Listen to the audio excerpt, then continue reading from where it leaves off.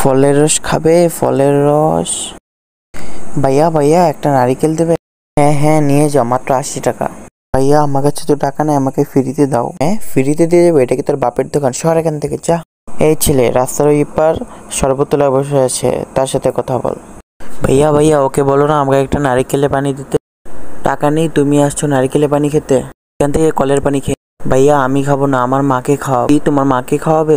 হ্যাঁ আমার মা অনেক অসুস্থ, তার শরীরে রক্ত শূন্যতা, ডাক্তার বলেছে তাকে নারিকেলে পানি খাওয়াতে। আমার মা সরকারি হাসপাতালে ভর্তি।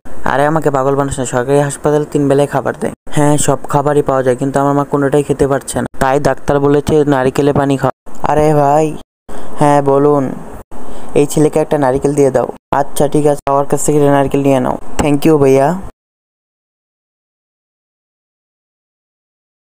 অনেক ধন্যবাদ ভাইয়া। যাই ছেলেটার পিছে যেয়ে দেখি।